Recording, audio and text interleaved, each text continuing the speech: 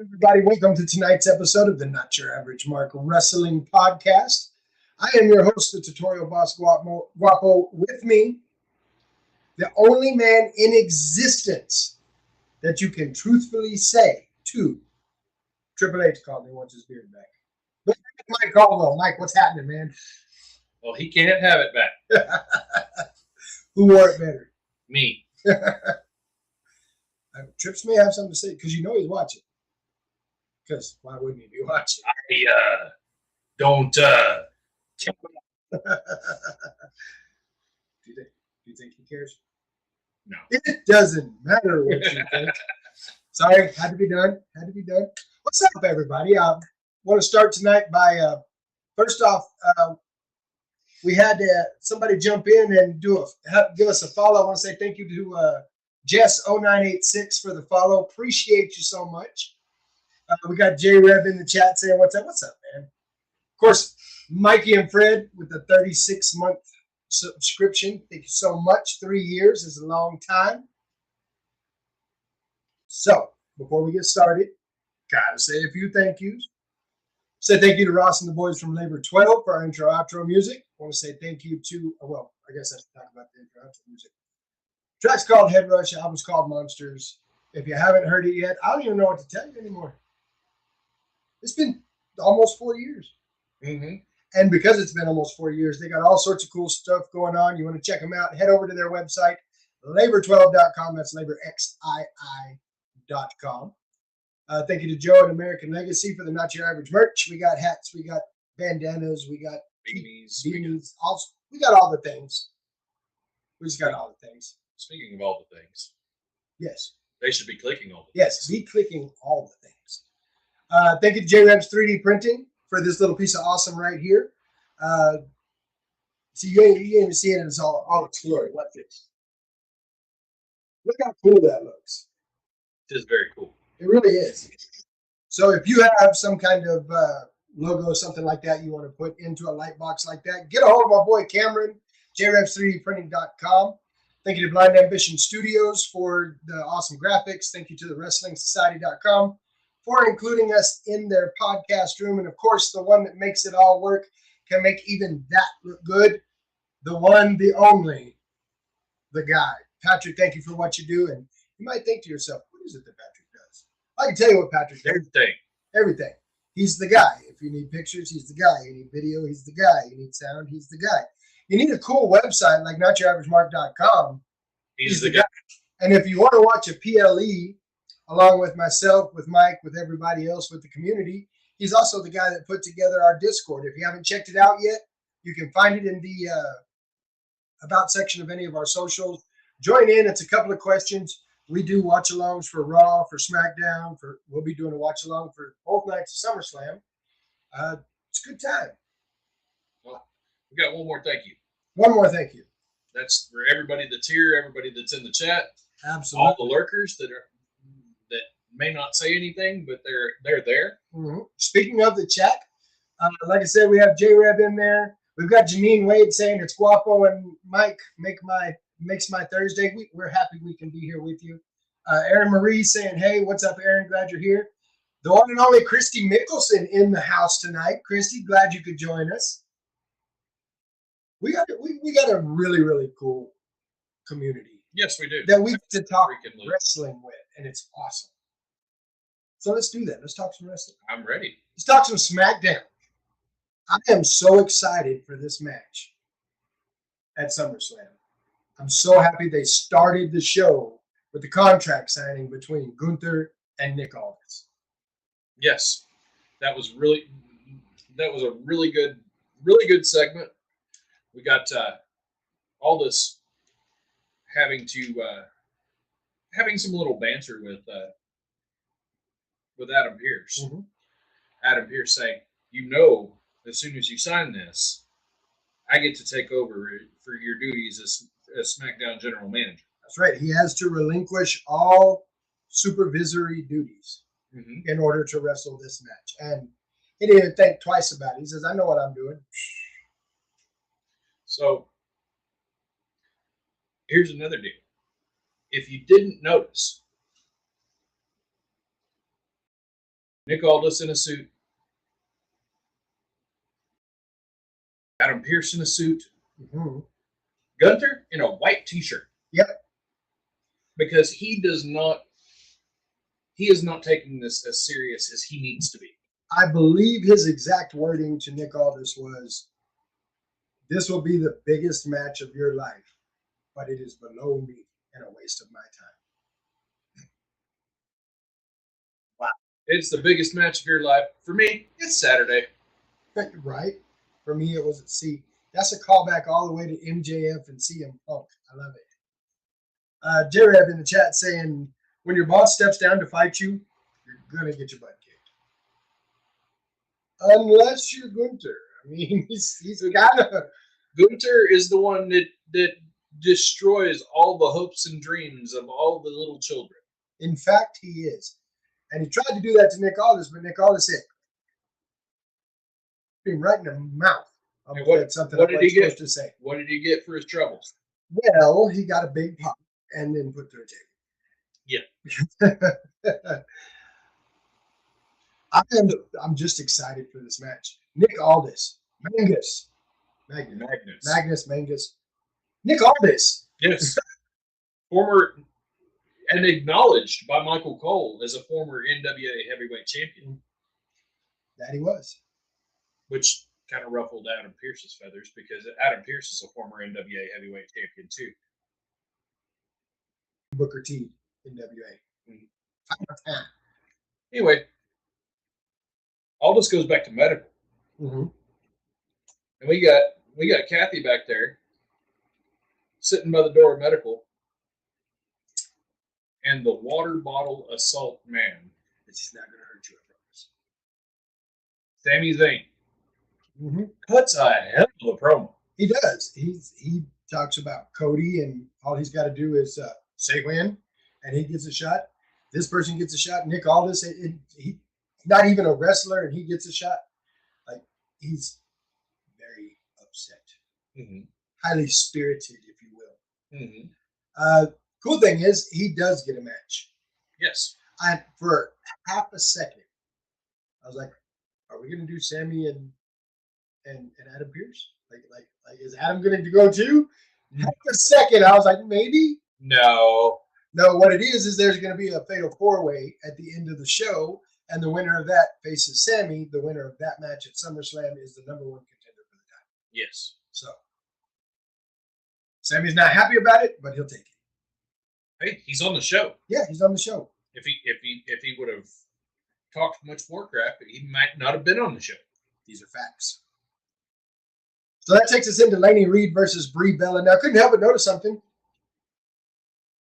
Brie comes out, has Paige with her, former WWE Women's Tag Team Champions, mm-hmm. Hall of Famer, going to be a Hall of Famer, absolute legends, both of them, but there's only two of them. There's three on this side, there's two on this side. And it made me think, you know what would be really, really cool? What's that? If Nikki Bella came back and evened up the odds. 3-3. And sometimes I just love being right. That's exactly what we got. This was a good match. Don't get me wrong. This was a good match. I love the fact that Brie has taken Laney Reed kind of under her wing. And like Laney does well, but Brie just kind of elevated what Laney Reed does. It made her look even better. Yeah. And all the respect in the world for that. Laney Reed's getting props from a whole bunch of legends. Mm-hmm. Also, Gail Kim on Jeff Jarrett's podcast actually put her over really good. Agreed. We've got Christy Mickelson in the chat saying, "Welcome, Mike. Always good to see you, and always love to hear your perspective. And unfortunately, it's time to get driving again. I have to hop off here. Have a great show. Good night, everyone." Christy, thank you for popping in. Enjoyed having you here, and look forward to seeing you again soon. But yeah, we did. Laney Reed she's on the track, upward track. However, Brie does get the win. Gets the pin, 1, 2, 3. This wasn't for the titles. But what happens after that? We get the Fatal Influence beatdown. Mm-hmm. And then something happened that I might have said would be cool. Nikki Bella comes back, evens the odds. They beat Fatal Influence out of the ring. It's awesome. And now we have a 6-woman tag match For SummerSlam. for SummerSlam, which goes well with the 6-man tag team match we have for SummerSlam. Yeah, but we'll get to that in a minute. Well, we'll get there. I enjoyed the match. It was good. I feel this match had two reasons, two purposes: to help put Laney over and to set up the six woman tag. That was the point of this match. The fact that we got good wrestling in between those two things is awesome. Yes. Well, speaking of good wrestling, you know what happened next? I sure do. We had Chelsea Green versus Kiana James. Winner gets a spot in the ladder match for the interim WWE Women's Championship. 5 women. And I like it. I don't think it's a surprise to anyone. I am very, very thrilled anytime I can see Chelsea Green get in the ring. Mm-hmm. I like it even better when she's in the ring with Kiana James. They have some chemistry. Yeah, very good chemistry. They work very well. And here's the deal. There was so much that happened in this match, but probably the shortest match of the night. I think it was only like 3.5 minutes. I know that it was within one segment. Like the match started and finished before commercial. Well, Chelsea's just that good. Well, Kiana is also. However, she just short of being as good as Chelsea because Chelsea gets the win. She is in the ladder match. I'm excited for that. I am too. I would like to see Chelsea take it, and then she's a champ, and Tiffy's a champ, and they're both champs. But Tiffy wants the belt that Chelsea. Look, it's a whole thing. Okay? It is. It is a whole thing. So after that, we get Cody and Punk. So here's my deal on Cody and Punk. At first, it was like, this is going to be really cool when the match was announced, because this is a throwback all the way back to AEW, and it's the first time they've really. Isn't this their first singles match against each other since AEW? I didn't even think they wrestled in AEW. They did once. Oh, well. So that was cool, and then it kind of cooled down for me after that. After they announced it, this brought me back for this match. The promo they cut was outstanding. The way they got to it was really good because it was just going to be good old boys getting in there in the ring and having a match, which is good. You know, it's sportsmanlike conduct, stuff like that. Yeah. You know, good sportsmanlike stuff is good. But whenever you have the WWE Undisputed Championship that is disputed on the other show, by the way, but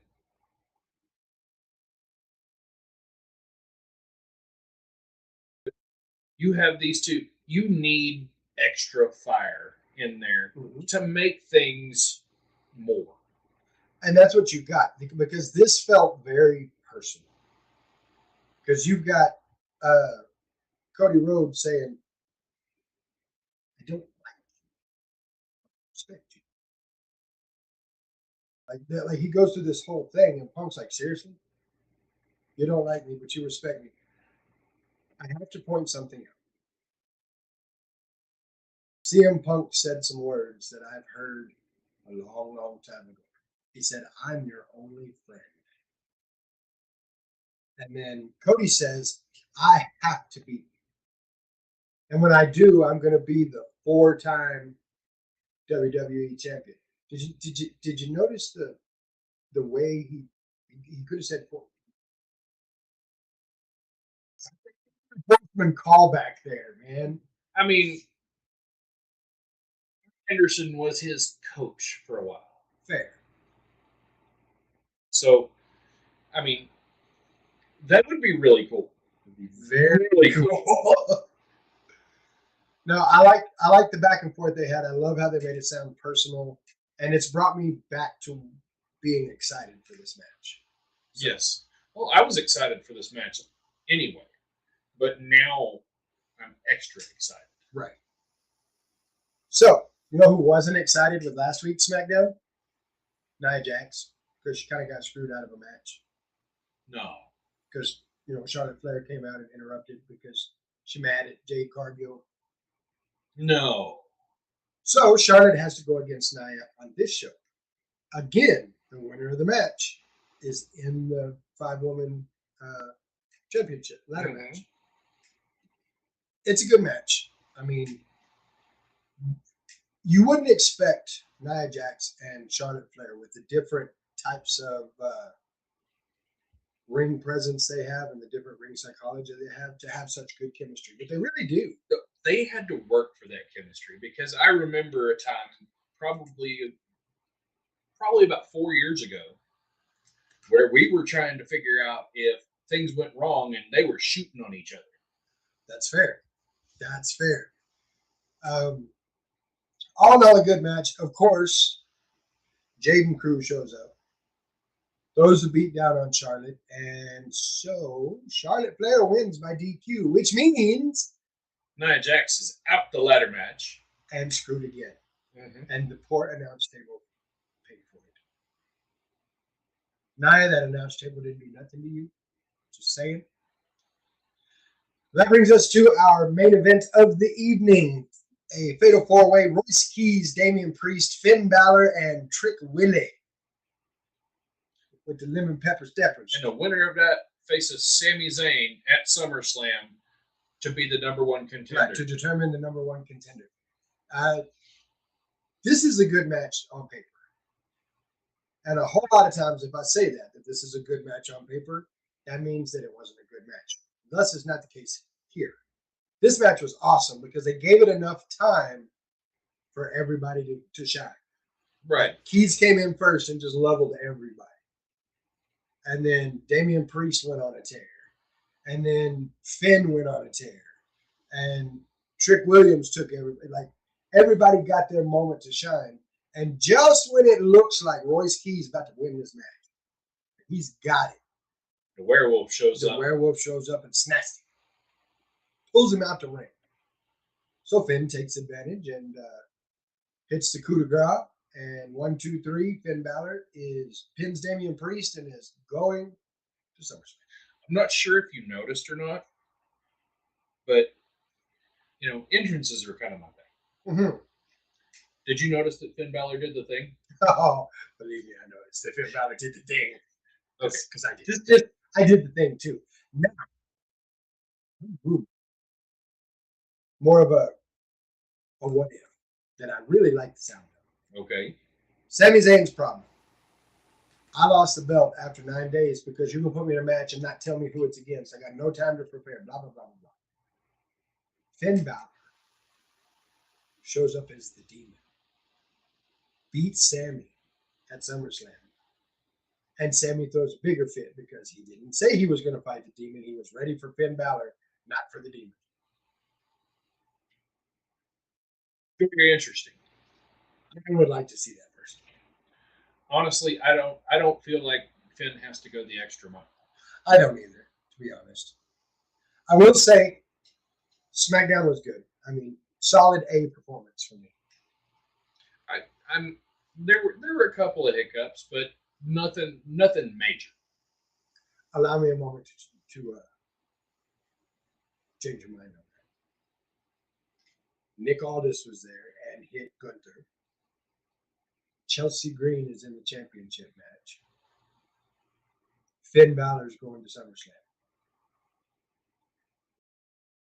That's a good show. I mean, like I said, it's a good show. There was a couple of hiccups here and there, True. But it wasn't anything that was major enough to cause a downgrade. I dig it. All right, so let's talk about Raw.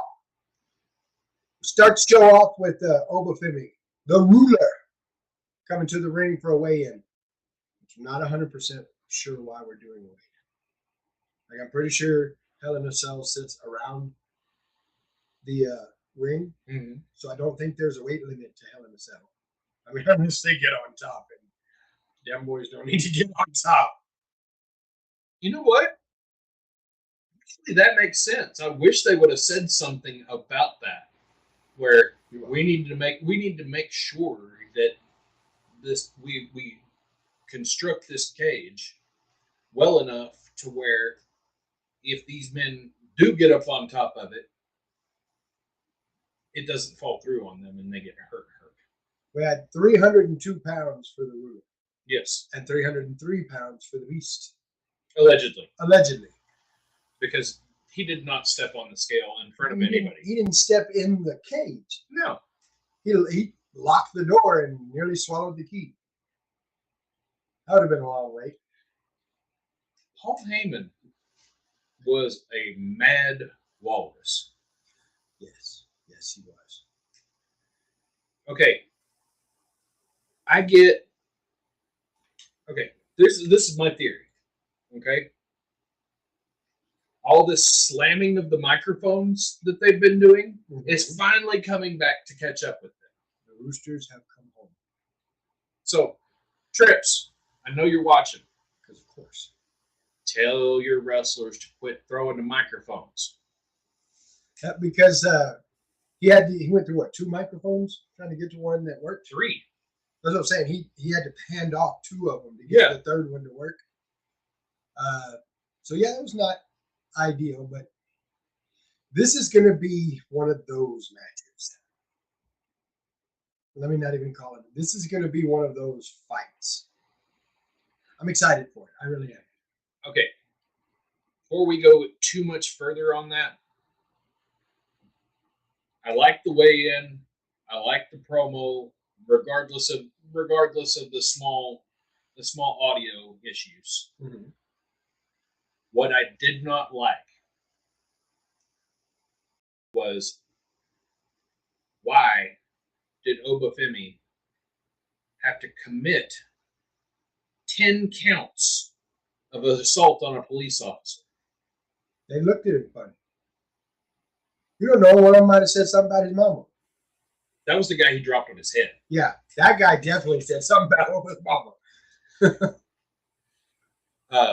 Anyway, but no. Okay, I mentioned something a couple of years ago. Quit beating up the security guys. That doesn't mean we need to upgrade to beating up the police. Okay, look, I'm just going to say it like this. If you're a police officer, and if as a police officer you are asked to come to the WWE, to the arena by WWE, and if you should be a police officer that was asked to come to the arena by WWE, maybe ask some questions. What do I do? I need to be in a cage with Obafemi? No, good, thank you. Appreciate the opportunity. Can anybody not take a lesson from Danhausen? I'm just saying. That's why we got that whole situation, is because Dom wanted Obafemi cursed, and Danhausen said, "Are you out of your mind?" J-Rev is correct. Alleged assaults. No, there was assaults. You tell him that. Like I said, alleged assaults. I'll tell him. I might not make it back. Hell, it took me 2 weeks to get over Damien just clotheslining me. Oh yeah, that's the thing we got to talk about at some point too. There's a few things I need to discuss with you about that. Anyway, video you need to see. Anyway, first match out. Alpha Academy and the Vision. First off, let me say welcome back to Otis and Cesaro. It's so good to see them in something meaningful. I'm not saying that their earlier stuff wasn't meaningful, but this is more about them. Yes. And I like that. However, I will say Maxine Dupree is truly becoming an X factor. Teresa saying alleged assaults caught on camera. Allegedly. It was AI. Yeah, it was AI, bro. I like that. That's funny. So Tozawa has no quit. 0. Like he is, and I'm sure he trained under him, but he is today's Tajiri. Yeah. He is the buzzsaw. Like he does not slow down for anything. No, he doesn't. Including a spear. Mm-hmm. So you said something earlier about who wore it better. Mm-hmm. Who wore it better? I Show Speed or Tozawa? Oh, Tozawa. I Show Speed got hit and went down. Tozawa got folded like freaking origami, dude. Like it was wow. The word is nasty. That is that I'm not even sure that's strong enough. They do get the win. The Vision does, but we need to talk about Otis and the chair shot he took. That was ugly. It was way ugly. And Maxine playing, tugging at the heartstrings. Oh, please don't hurt him. This is what's gonna happen. Tozawa and Otis, we're gonna find somebody. I don't know, like Natty, to join up with them, and Natty's gonna kill. Ooh, because they had. Hold on. Wait a minute. Wait. Let it cook. Yeah, we gotta let it cook. We got an interview here. That's true. We got an interview. We gotta keep pulling this through. I was having a good idea, damn it. Well, yeah. Bottom line is Maxine is becoming an X Factor. She is. She is really with the absence of Paul Heyman from the Vision. She has really stepped into a role that she's the X Factor. But in every situation I've seen where a young lady comes in and becomes the X Factor, they also become Yoko. Just saying. They break up the band. Mm-hmm. And I wonder if we go there with this. I don't know. I'm beginning to dislike Timu Live more than Real Live. See, that's saying something now. Wow. Well done, Teresa. Well done.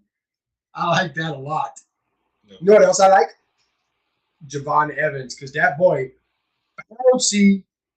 Allegedly. No, he's not. Have you watched the matches? It was AI. Oh, okay. Well, his match versus Rusev was not. No, it was not. And that, I mean, Javon had the crowd behind him, and Rusev threw everything possible at him, including the kitchen sink. He really did. And the thing I like is, Rusev throws him in the accolade, that almost, what do you call it? The Cobra Clutch or the Camel Clutch? Camel Clutch. Yeah. Puts him in that. And he starts fighting out of it to get to the ring, and the crowd is 100% behind that. How often do you actually see that? If people do it right, where somebody's trying to break out of Rusev's accolade, and the crowd is that behind. Yeah, it has been a minute since somebody came out to WrestleMania in a tank, I believe. You're right. Even though Rusev threw everything and the kitchen sink at him, still caught the OG cutter at the end. 1, 2, 3. Javon Evans wins. Now, I will say one thing about this match, and I really hope that everything is okay with Rusev, because we had a moment in the match where I'm going to cut you off for just a second. Explain everything to the nice people. I have to go check on something. Okay. So there's one spot where Rusev gets out of the ring, and the cameras ignore him completely. They end up keeping everything on Javon. The ref goes out, checks on him. Allegedly, what has been told is we have an issue where Rusev had numbness in his hand. That is not a good situation, and I don't wish that upon anybody. But all in all, he did finish the match. He did get back up, and as soon as everything was said and done, he got back to the back so he can get looked at. Let's just cross our fingers that everything is good with Rusev. But I'm going to go ahead and move a little bit forward. We had a concert with Joe Hendry and Dan, and this was I enjoyed it. It was obvious that Joe Hendry was playing his instrument, and it was obvious that Danhausen was not. Look, this was a funny segment. Sorry about the running out. I thought there was a work emergency, but crisis averted, and we're good. Okay, cool. This was funny. This was meant to be a funny thing, and Danhausen, I mean, completely in character the whole time, and I love that. Like he is 100% bought in. But what the segment I think was most for was to allow the Judgment Day and their new friend Ryan Garcia to deliver a back shot. That's PG. Okay, let me reword that. To hit him in the back with a guitar. Yes. Joe Hendry took out with a guitar. They put the beat down on Danhausen. It was not a pretty picture. No, No, not it was at all. not. But we're going to talk about something in a minute that comes from that. Let me look over here at the chat. I knew something was wrong when he bolted after the match, too, talking about Rusev. Erin Marie saying, I have that all the time and it sucks. I feel his pain. Teresa, I live with constant numbness in half of my body. I don't wish that on anyone. It's bad. It really is. Yes, I know that comment was not PG.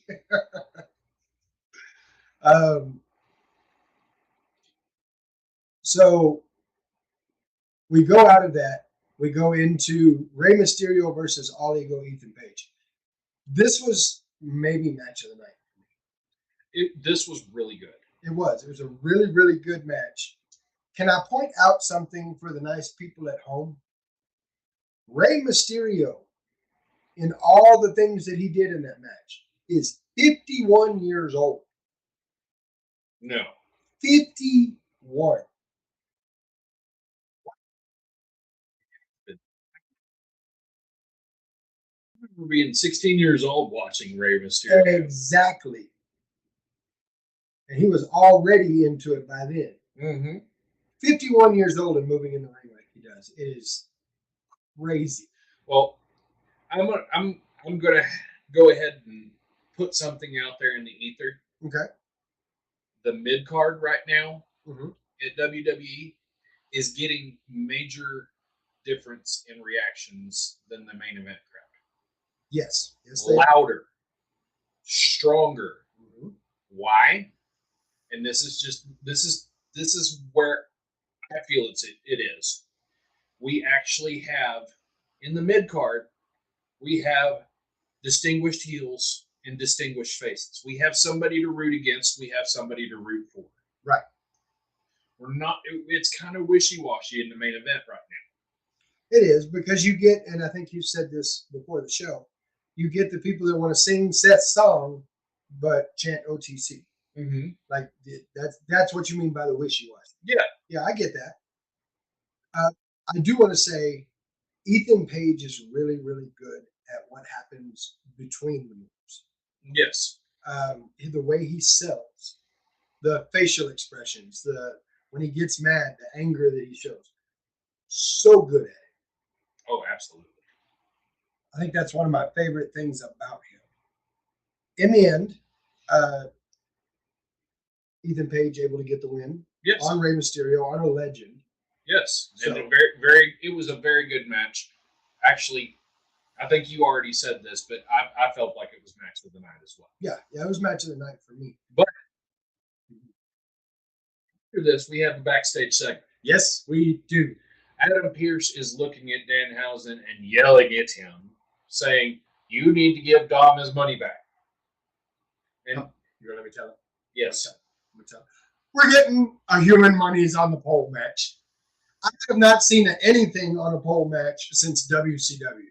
Yes. And that's saying something because they died, what, 01, 02? 01. Yeah. So, centuries since I've seen anything on a pole match. I'm so excited. And there's not another person, in my opinion, that could pull that off and make it work other than Daniel. Very much so. This is there are some great matches both nights of the SummerSlam. This is the one I'm waiting for. This is my match. I thought Nick Aldis versus Gunther was your match. Very close second. Okay. It was my match until we got a Human Monies on a pole match. Well, this is gonna be really good. It was really good, and I'm looking forward to it as well, because what kind of shenanigans are we going to get out of this? Because it's Danhausen. Danhausen and Dominic Mysterio. Dominic Mysterio is your all-around guy.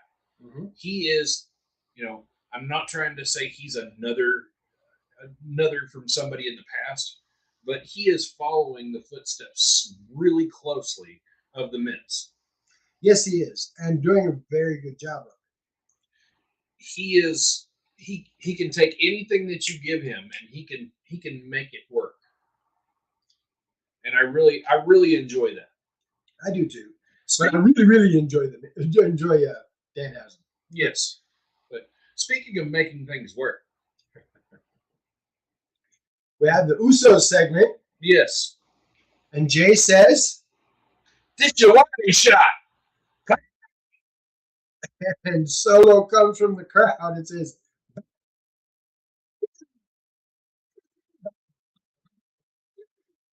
"It's the funniest damn thing." It really was. I am enjoying Solo Sikoa getting to get out of that sourpuss realm, and he looks like he's having fun again. If you ever watch anything that's not wrestling related that has all three brothers together, Solo is the funny one. Like, you think Jimmy's funny? Solo is the one that cracks everybody up. So I'm glad that we get to see this side of his character that he hasn't had a chance to play yet. Mm-hmm. So I'm so excited. It was so good. Yeah, this is one of the things where I feel like now that we're getting we're rolling with this, we're going to get more. Right. And I'm really looking forward to that. All right, the sound of our voice is cutting out, so hold on 1 second. Let me adjust my mic here.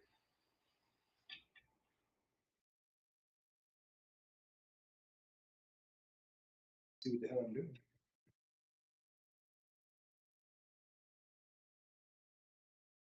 1, 2, 3. There we go. That's better. All right, we're synced back up with the mic now. They did a good job of building the 6-man tag with this segment. Right. LA Knight came out. This is another one of those that I feel like there's a slight problem with, because we don't know where everybody stands in this. And I think that's by design. Well, whoever designed it needs to get their money back.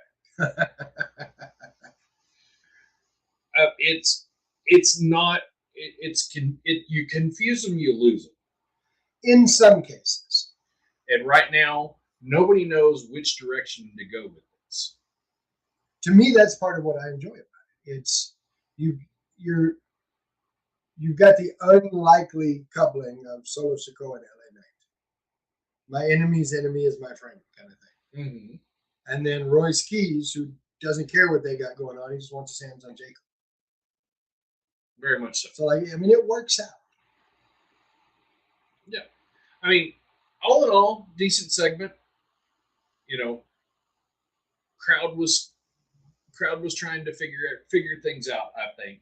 So, all in all, wasn't the greatest in my book, but it still keeps you interested in what's going to happen whenever that match happens. Best part of the promo for me was about pew pew pew pew bow. Oh yes, pew, pew. Absolutely. Solo was the MVP of that segment. Oh, absolutely. Now, talk about it. Talk about another MVP. Mm-hmm. Let's talk about the Women's Intercontinental Championship. Sol Ruka, one of my favorites, modern day Lita, versus Raquel Rodriguez. Big Mommy. Mm-hmm. Which, has she cleared that with Rhea? doesn't matter. Just saying. It doesn't matter because she got the blessing from Kevin Nash to do the whole Big Mummy Cool. That's true. That's true. So here's my thing about this match. Sol Ruca, in my opinion, is main event ready this early in her career. And I think that's outstanding. She is learning on the fly. She is.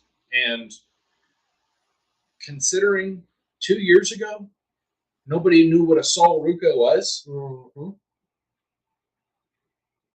So, yes, I am very happy to see where she is, how she's doing things, and everything else. And now we have motivation. Right. Speaking of motivation, did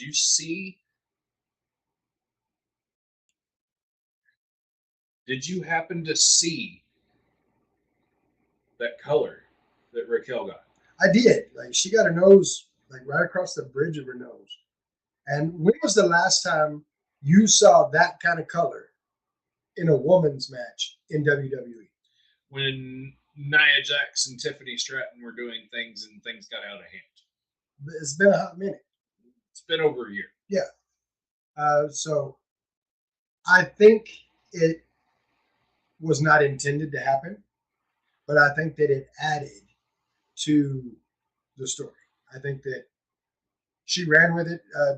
Jessica had to come over and wipe the blood out of her eyes at one point, which was crazy. But you have, your usual Judgment Day thing where Liv and Roxanne come out, they try to interfere. Io Sky comes out and hits the bullet train on Liv Morgan against the ring post. Not in the ring, against the ring, like the turnbuckles, against the post. Yeah, that was painful. It was a thing of beauty and ugly as hell all at the same time. Yeah, it was. And the sound, that did it for me. Yeah. Oh, absolutely. Because you could hear her knees hit that LED board. Mm-hmm. Well, Raquel gets the win. 1, 2, 3 on Sol Ruca, her very first singles title. Happy for her. I am. She has 100% earned it.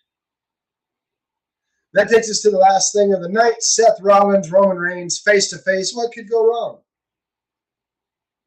How about Seth coming out, stealing Roman Reigns' catchphrase and saying, "Acknowledge me." I thought that was actually kind of funny. Wait, hold on. Let me do it again. Acknowledge me. All right, that was pretty good. Seth is funny, quite clever, but there's something you don't do when you're talking to an angry Samoan.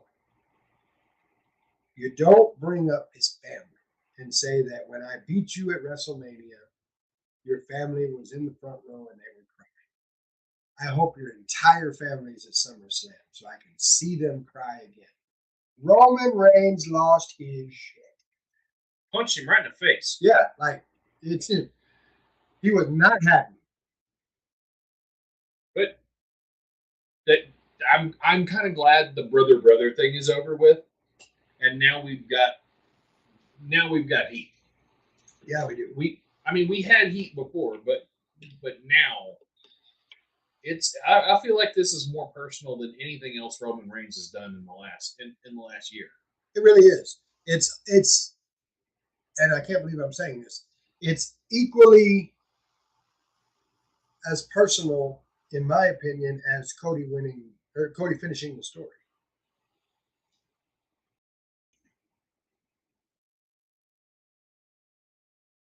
That's a valid point.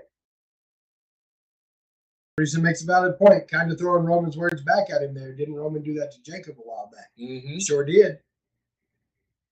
So I think it was a great go-home show for SummerSlam. They hit all the high points. They threw a couple matches in. I think this was a great go-home show. I'm gonna give this one also a solid A. I agree.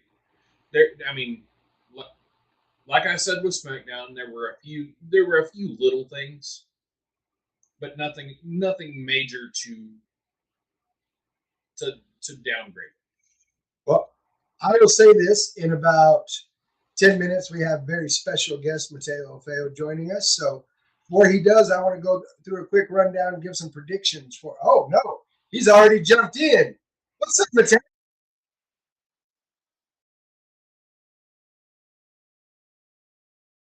Welcome to the show. I'm glad you can be with us tonight. He's not in yet. There he is.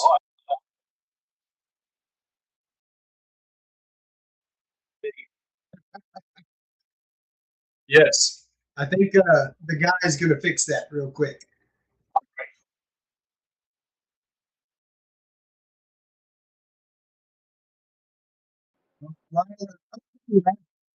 Oh, there I am. Uh-oh. Uh-oh.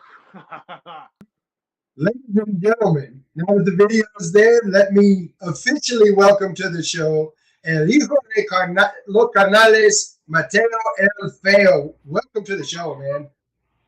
I'm doing good, bro. How have y'all been? How's the stream been going? I just barely got home. It's been good, man. We've been talking about Raw, SmackDown. We've got SummerSlam coming up this weekend. Mm-hmm.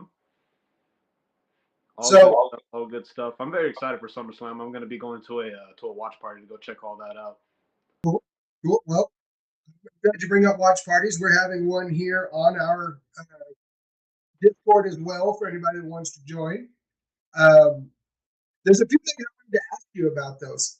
There's been a couple of things that have changed since last time you were on the show with us, and one of the big things that I love seeing is the crowd support that you've got. The crowd is so behind you right now as a talent, as somebody in the ring. How does that affect you in the ring to hear the crowd that behind you? So for me personally, right now, it's a bit of a shock. Definitely not anything that I'm used to. For a while, I was under the impression that it was because I was part of Los Carnales. Maybe because those guys were big hits with the crowd that maybe they were just liking me just because I was one of the guys. But then I start doing all of my solo stuff and the crowd's still there, you know. It's really nice. I'll be honest. Having crowd support like that lately, it tells me that I'm doing something right. I'm doing something good. I'm doing something that the crowd loves and that they can invest themselves in. So, from the bottom of my heart, everybody who's come out and supported me, bought some of my merch, held out a sign. I'm really grateful for everybody. It means a lot. Well, I was there last weekend at Squared Circle Pro, and I was watching one of the interactions that you had with one of the kids that was in the audience. You were slapping hands. You were getting ready to go. You were still kind of feeling the effects of everything that happened in the match, in the tag match beforehand, because double duty at Squared Circle Pro. Yeah. You reached out to slap a hand and you accidentally knocked the horn out of the kid's hand, and you took the time to go over there, put everything back together, talk to the kid, make sure he knew that he was appreciated. And Yeah, we don't it get was an accident. you don't get the people going the extra mile like that anymore. So kudos to you on that. I gotta look out for all the carnalitos out there, especially if they're gonna be supporting Los Carnales World Order. Especially if they're gonna be blowing Emilio's horns, all right? So speaking of Squared Circle Pro, Mhm.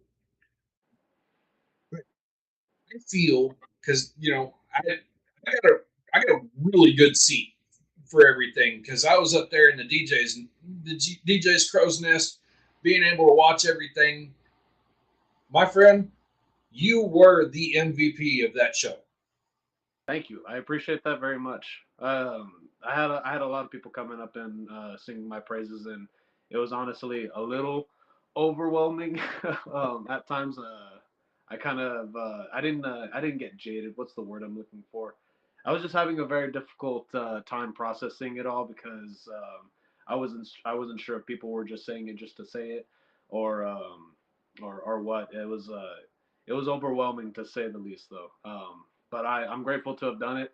Cholo, obviously, if you guys saw Ground Zero, he wasn't able to make it to the show. He's dealing with a shoulder injury right now. Um, so I had to stick up for Los Carnales, but I wasn't gonna keep my eye off the ball for too long for the IPPV championship. Um, with everything that happened after that, I still have my eyes set on there. Um, but Here's I'm a I'm really big here's happy. I'm really happy that I was able to do what I was able to do at the very least. yes. I've got a what if for you.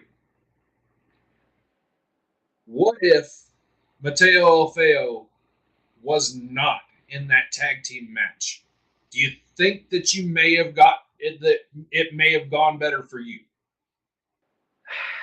See, here's the Mike. Here's the difficult thing with what ifs is that we don't live in that reality right now, do we? So I can't spend too much time thinking about what if something different happened for that show. What if Cholo didn't get injured? What if he wrestled that match? What if Los Carnales weren't West Texas Tag Team Champions anymore? What if I didn't go in with the mindset of I've already been in a match and I'm already hurting and whatever yada yada. I have to just keep moving forward past that, because if I hang on to that mindset, I'm gonna be stuck where I was instead of thinking of where I'm going. Does that make any sense? Makes perfect sense to me. Spoken like a true warrior. Very well spoken. So I'm glad you brought up the tag team match because I do have to ask a question that I have heard 5 or 6 different times just that night and several times since. JC Bravo, have you heard anything? So I didn't originally even know what had happened. I just looked up at the corner and I didn't see JC there. I saw a pair of feet going through the curtain, and I didn't put two and two together until around intermission post show because a lot of fans were coming up and asking, "Hey, who was that? Who was that weird hippie zombie looking dude who came out and stole Theo?" And I was like, "Somebody stole Theo? I didn't hear any. I didn't know anything. Theo had messaged me. There's gonna be something that comes out later. But as far as I know, Theo has been found. He's safe at the moment. Right. I can't discuss too much else. Um, but Los Carnales has located him, and it's a private issue right now. So we're handling it. Los Carnales are handling it. Theo's gonna pull through. It's fine.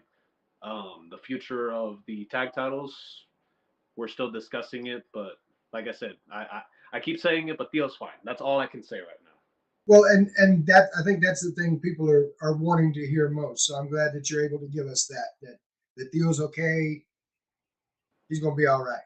Well, I know, regardless of the situation, in 10 days' time, Theo has a one-on-one match with Damian Blood.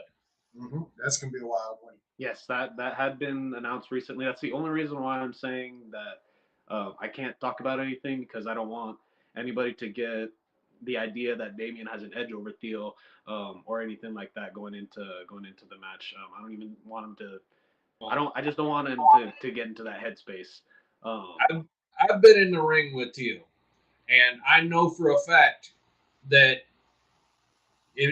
you could hit him with a car and he would still come back swinging. he'll make it look like that. Yeah. I've heard someone say before that Theo could come to the ring 14 uh, sort of SS deep with 2 chanclas and a mohawk and still be ready to go. That's Theo for you. So again, glad to hear that Theo's good. But going back to you, I want to ask with the trajectory you're on, with the way you're moving, um, what is it that you see in the future of Mateo El Feo? Like, is there anybody in particular you're like, I really want to get in the ring with this person, or I really want to get in the ring for this organization?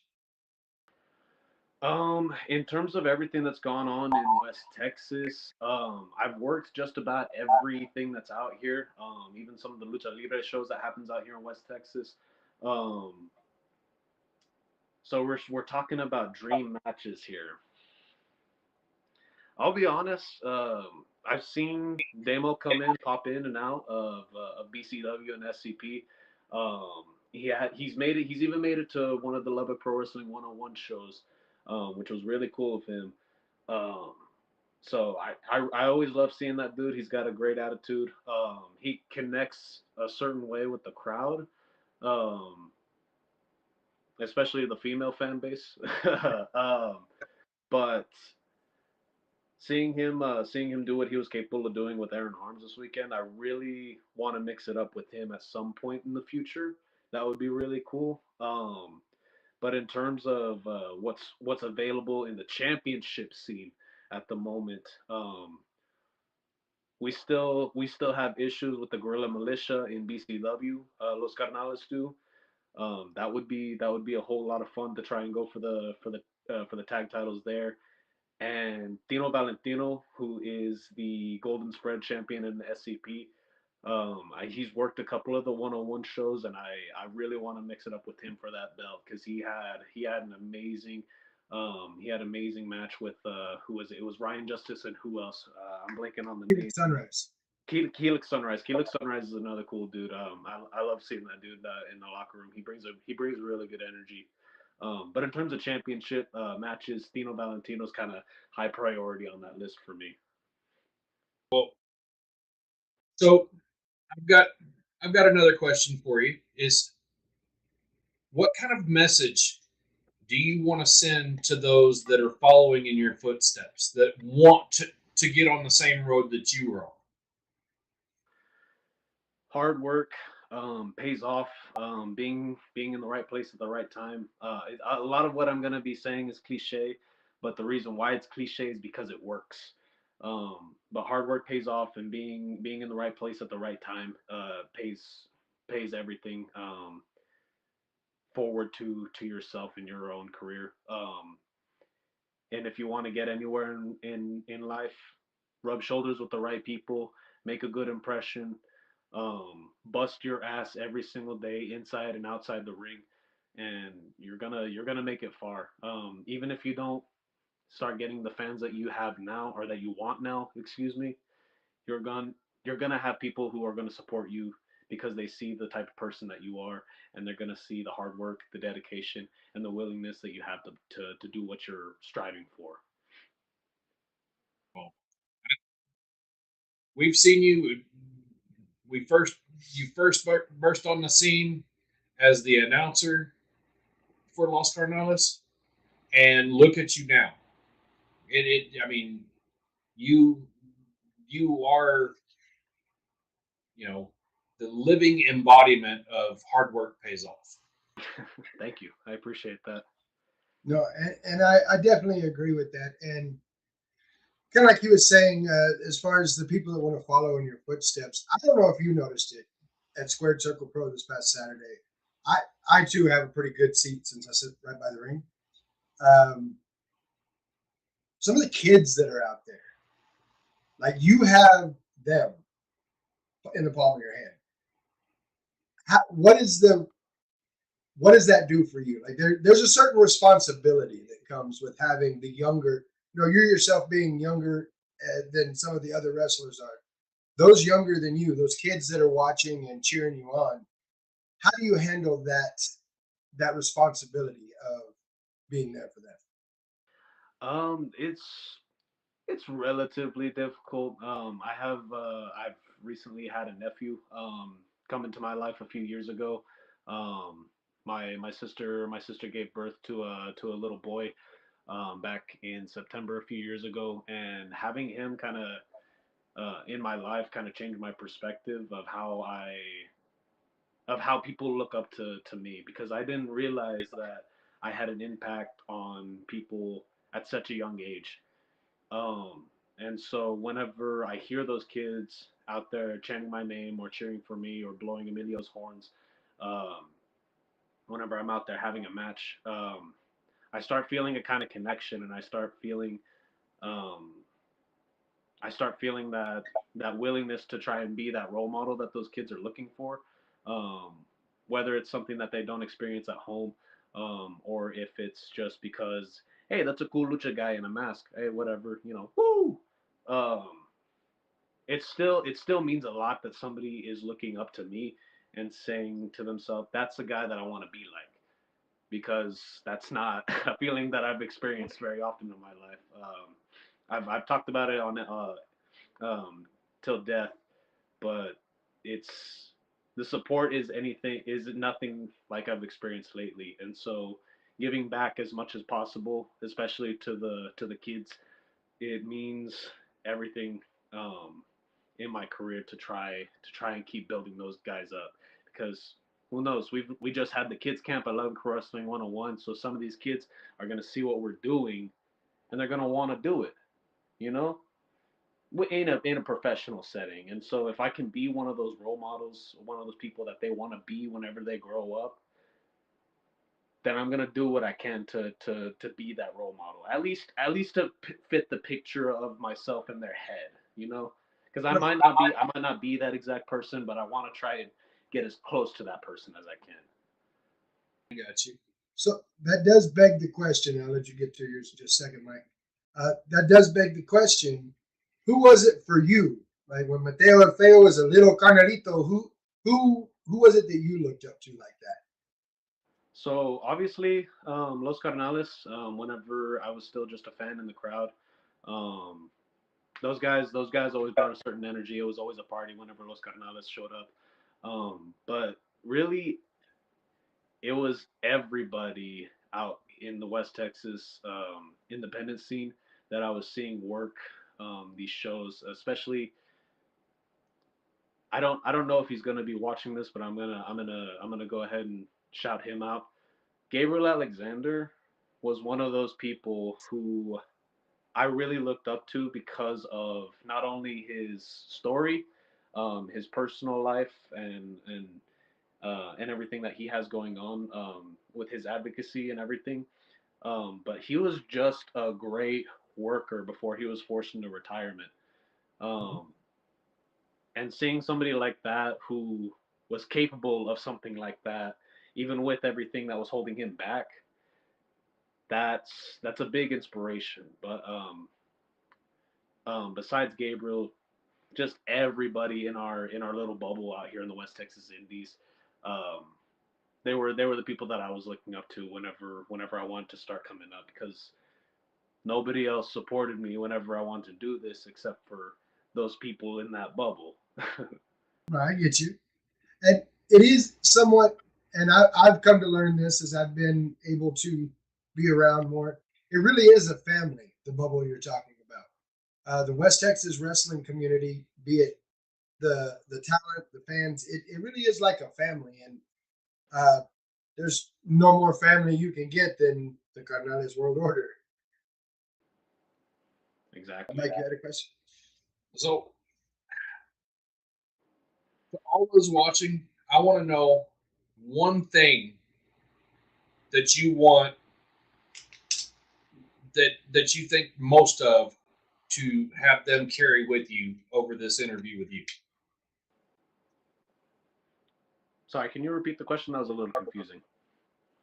So, what's one thing that you want all the people that are watching this to leave with this interview from you?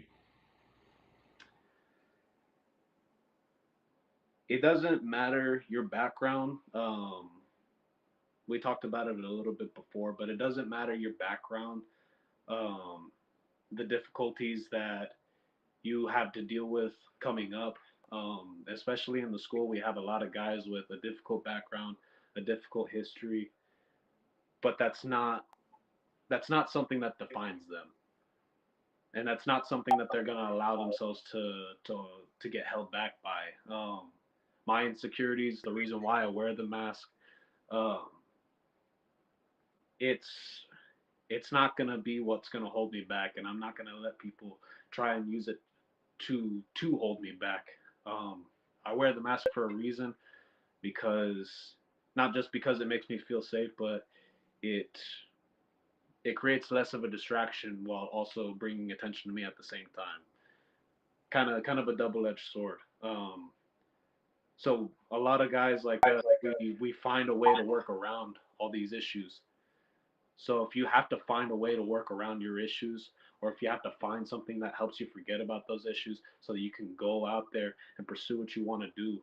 And if you want to be a wrestler and you want to be a champion, or if you want to just engage with the crowd and make as much money as you want at the merch table, then find what you need to get past all of your history, whatever's holding you back, and engage with these people because those people are going to be bringing every ounce of love back to you. Pro wrestling is an investment, not just for your body or your mind, but for the business as a whole. And having those fans continuing to come at the shows, it's going to be good for not only your body and mind, but it's going to be giving back whenever a lot of us guys start branching out more and more to do bigger and better things outside of our usual scenes. And I'm glad you brought the school up a little bit. I wanted to ask you to talk a little bit about Lubbock Pro Wrestling 101, the what it's meant to you. You brought up earlier that they had the 101 Kids Camp, which I got to see the second day of. It was awesome. Talk a little bit about what Lubbock Pro Wrestling 101 means to you. Um, it's our home away from home. Not just for me, but I believe for everybody in the school, even just the visitors. Like we have a few of the guys from Amarillo come down, and they come and show as much support, and they put in just as much work as the rest of us. Um, but the coaches and their families, their wives, their children who come and support what we do, they're just as invested into the business as they are themselves and as they are into the school. And so they're going to do whatever they can to build us up and get us to a certain level that they want to be proud of. And I hope I hope that we're kind of getting to that point. Sorry, there's a fly in here and it's bugging the hell out of me. um, I hope that we're getting to a point where our coaches are not only proud of us, but they're excited for us to go out and do bigger and better things, um, to help kind of build the reputation of the school. Because you see all of our posts on social media, like what we did with the kids camp, or whenever we do some of the watch parties at one of the coaches' houses. Um, you see a certain sense of unity. And about every training session, we do a breakout, we do a huddle up. We always put our hands up in the middle of the group, excuse me, um, and we sound off. We are 101 because we're a family. We're unified. Even if we have issues with one another, we're still 101. I love everything about that. I do want to kind of throw a couple of things out here just to give you kind of an idea of like the people that are listening, the people that are watching, what they've got going on. Um, we've got Janine Wade saying, Mateo, you're very talented. Don't ever second guess yourself. She says that you and Tino would be a great match, but keep dreaming. Axel would smash you. We'll see. We'll see. Uh, Aaron Marie saying, don't turn heel anytime soon. You're a great guy and a great role model. Show them who they can become. Hey, I don't know. Things can get a little bit ugly. We've got Eska at 1981 saying, it's been awesome seeing you grow into the wrestler you are today, man. Thank you for the entertainment. This is the effect you have on the people that watch you, the people that get to see your interaction. So I just wanted to make sure you got to hear what our listeners had to say as well. Obviously, thank you everybody who not only comes in, supports Not Your Average Mark, but the guests that you guys have in. I'm glad that some of the West Texas regular fans, excuse me, are tuned in right now and sending their kind words. That means more than y'all can imagine. Mateo, I want to thank you for coming on to the show tonight. It's always a pleasure having you on. Before we sign off with you, I do want you to let everybody know where they can see you next, how they can get in touch with you. Like, let everybody know what you got going on. So, in terms of social media, I'm working on getting an actual Facebook profile. I have to fix a few things, but you can follow my Facebook page. I'm Mateo El Feo. I'm also on Instagram at LC_El Feo. And in terms of what I have going on, Lubbock Pro Wrestling 101 is going to be very, very busy in August. I believe we have 4 or 5 total shows coming up. We have Fools and Ghouls, the collaborative show that we're doing with them in downtown Lubbock. That's going to be the Gathering of the Fools, and that's not going to just be the wrestling show, but they're going to have live music. They're going to have food. I believe they're doing face painting, and even they might have like a tattoo booth set up. Um, let's see what I said: live music, food, tattoo booth. They're also going to have a flea market in the afternoon through the evening. So it's going to be kind of a great kickback following all of the festivities. There's going to be the Gathering of the Fools wrestling event. It's going to be hardcore. Go out there and support Theo. He's going to be in an amazing hardcore match with Damian Blood. After that, it's going to be back to school at Jake's Backroom, another one-on-one show. And then, yes, we have already announced it. We're going to be doing the Hub City Comic Con for both days. So there's going to be live pro wrestling at the Hub City Comic Con as well. It's a busy month coming up for you. Out there.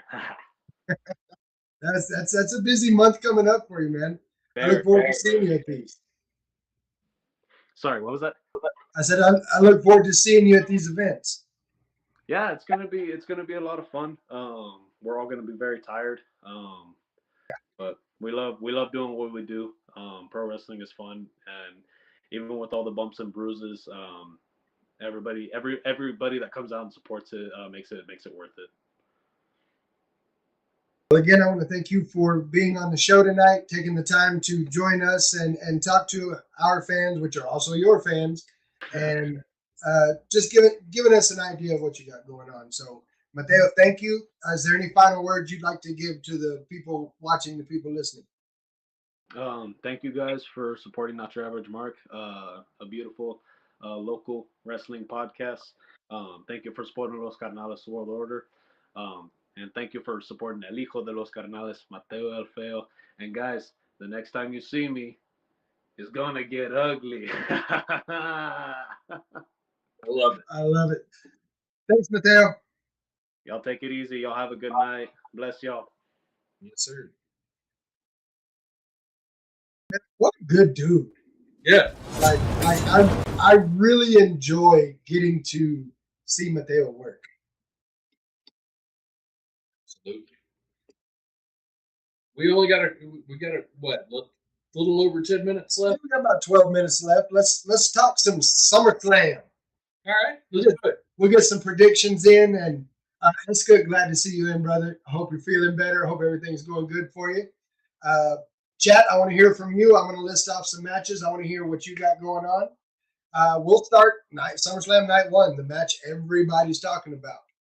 Hell in a Cell, Brock Lesnar, Obafemi. What you got? I got Obafemi.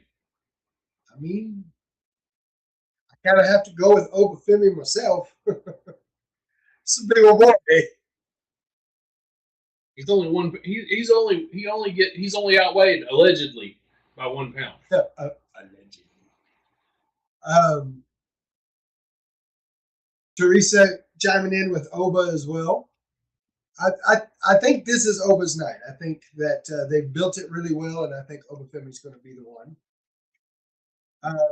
We go to WWE Women's World Championship. Liv Morgan versus Io Sky.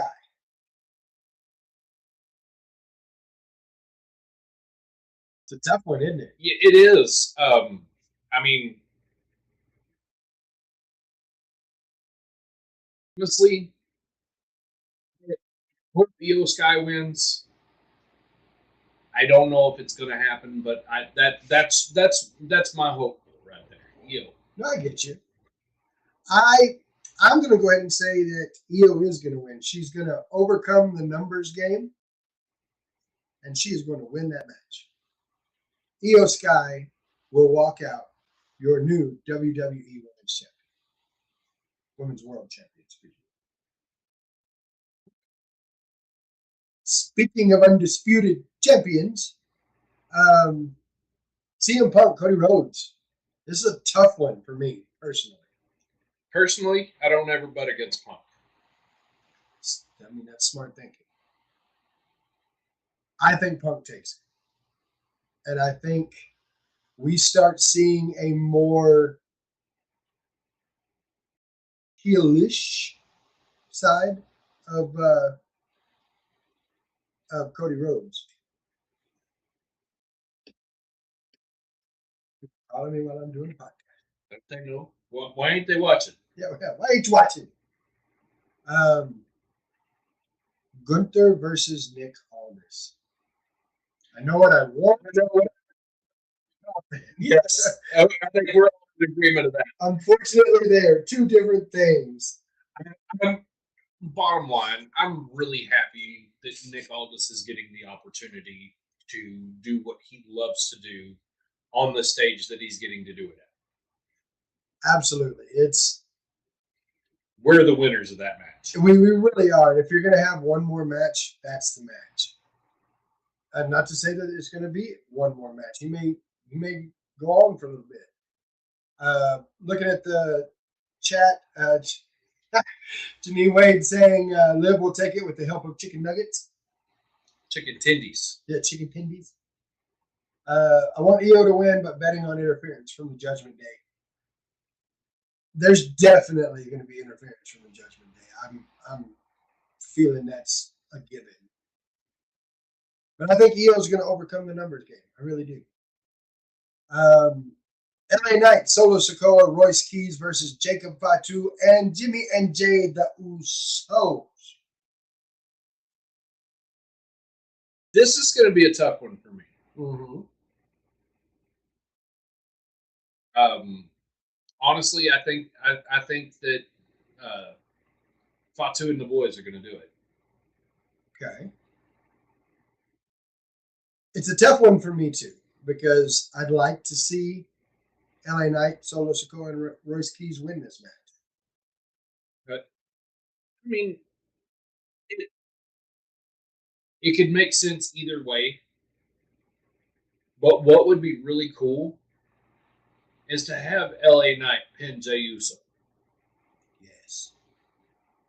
Have LA Knight pin Jey Uso, and then he's the next, and he says he declares himself the next in line for the tribal chief. Janine Wade says, LA Knight, yeah.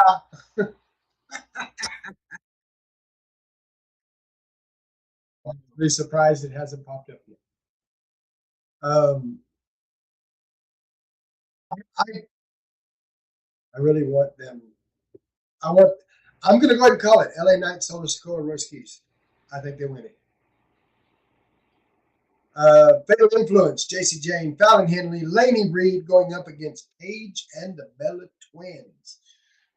Okay. I feel like Paige and the Bellas get the victory. And then after that, Nikki and Brie turn on Paige. I think that's very, very likely because I feel like at this point, Paige has knocked off enough of the clown show paint that she could handle a singles run in WWE now. And I think that's what we're going to get. However, I was talking with someone the other day, and here's just a little something to throw out there. What if, I understand Mateo said we don't live in that world, but let's live there for a minute. What if Fatal Influence go and find themselves a couple of other NXT girls? And Brie and Nikki and Paige go and find Natty and maybe Mickie James by Survivor Series. NXT girls versus legends. I mean, I'd be here for that. I would be too. And not to take away from Io Sky, but I feel like Io needs to take a couple of years off from the cage. Or at least from the trash can. Yes. It's become a staple, though. It has, and I don't like that. Fair. I like it because it's a cool freaking spot. Very cool spot. But now it's like, if I were a gambling man, I would say that there's like 10-1 odds that she's going to jump off the top of the cage in the trash can. Yeah. All right. So that's night one.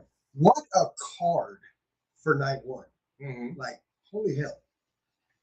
But let's get into night two. We got about 4 minutes left to do it.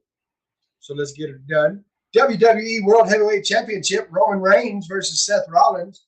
Does Roman Reigns finally conquer Seth Rollins? Or does Seth Rollins ride off into the sunset being the one fish Roman can never catch?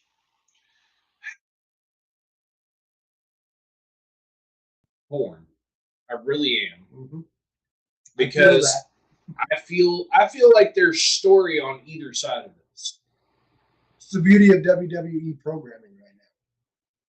And I mean,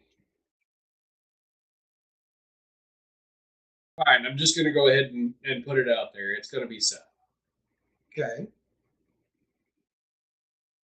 Seth wins and Bloodline turns heel. I do agree with that. I mean, because I hadn't thought of that, but yeah. Oh. I honestly, if we get a Roman full-blown heel turn,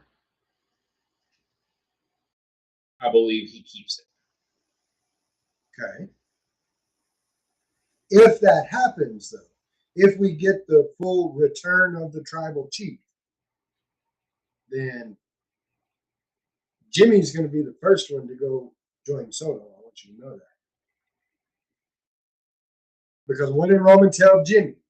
I told him and Jay both, I don't want you to fight under me. I want you to fight beside me as family. So if he goes back to you do what I say, I don't think it's going to be a you do what I say. I think it's going to be F them kids. there's a whole song about that. It'll be interesting to see where it goes. WWE Intercontinental Championship, Penta versus Chad Gable. Now, before you tell me who you think is going to win that, I want to remind the listening world, 2 Intercontinental Champions, 8 months into the year. Dominic Mysterio and Penta. That's it. Those are the only 2 people that have held the IC title this year. This is Chad Gable's for the taking. It's in his hometown. That plays a factor. But does it play that everybody thinks Chad Gable's going to win because it's his hometown, so he doesn't factor? Or does it play the hometown boy wins the match factor? I feel like it does more damage to Chad Gable to not win this than it does for him to win this. Agreed. And I don't think Penta's going to be hurt from it at all. No, honestly, my opinion, I'm pulling the curtain back just a little bit here. My opinion is Gable wins this match because we're at the point now where we can start slowly moving back to Penta and Rey Fenix and the Lucha Bros, because we're past everything that was restricted in the contract. Yes, because there had to be 2 years in the United States before that could happen. They could not use the team. They could not team up, and they could not use the name Lucha Bros for 2 years after leaving AEW. Well, guess what's up? By I don't remember whether it's September or October. It's October. October. That stipulation is complete. Yeah.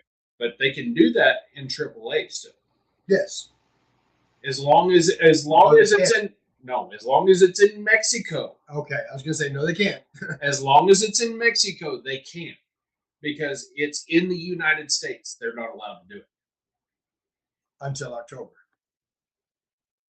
You start building it in Mexico City with AAA, and then you come October, you bring it into main roster.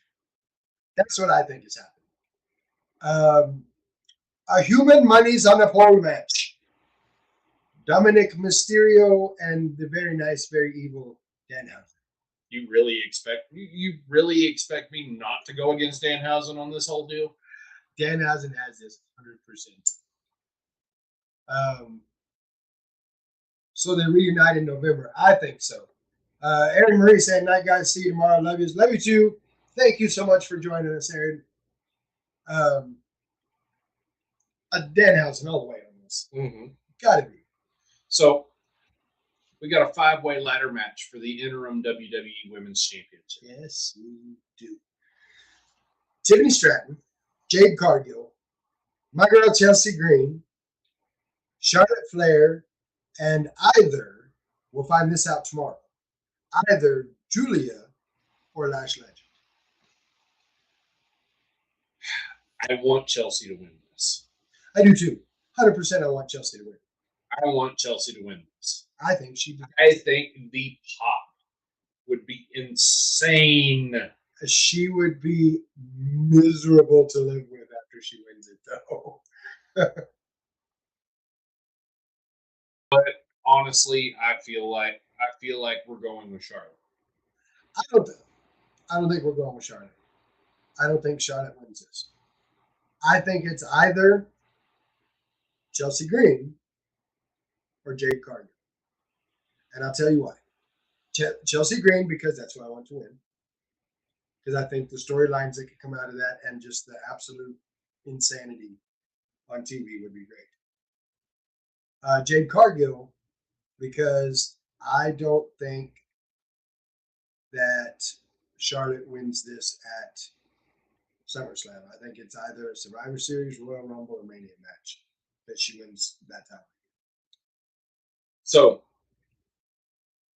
okay. I know we're already past the 9:30 mark. We're good. We're almost done. I'm going to throw a scenario out there for you. Okay. Chelsea Green wins this match. Yes. Tiffany takes it off of her at Money in the Bank. I mean, Charlotte Flair wins the Royal Rumble. And then we have Rhea Ripley return, take it off of Tiffany, and then now we have Charlotte versus Rhea at WrestleMania. I can see it. I don't know. That's what I love about this. There's so many different directions we could go. United States Championship. Trick Williams versus... No, you're wrong. Not him. Not Mello. No. Baron Corbin. Are you really going to bring somebody back, put them in a title match just so they can lose it? Yes. And I'll tell you why. Carmelo Hayes is going to cost Baron Corbin. He's cost him the title. It'll actually let him win the match. But Carmelo Hayes 100% is coming out and attacking Baron Corbin. Trick loses, but keeps the title. And we get a triple threat at Money in the Bank. Okay. That's what I think is going to happen. Do we have another? It's this one and then Money in the Bank. I think we have another Saturday night's main event, but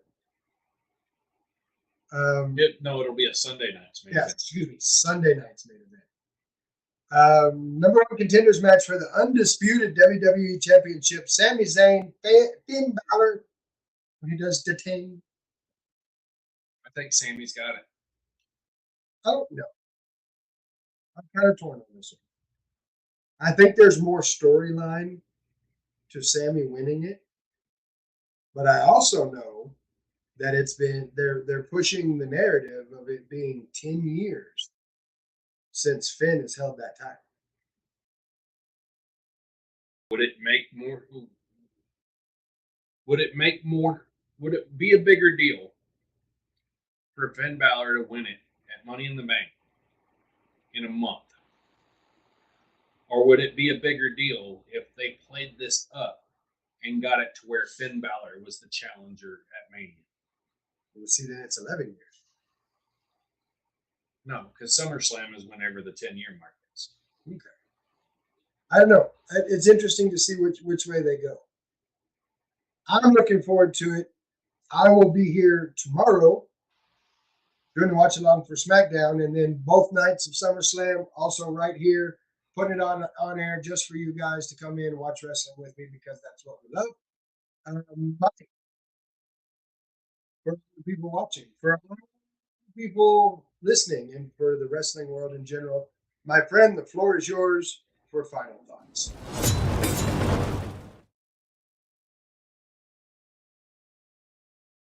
Wrestling. Agreed. Wrestling is something that is my escape. I remember distinctly whenever I was a young kid. When you were a young war dog? Yes. The second time I've said that to you.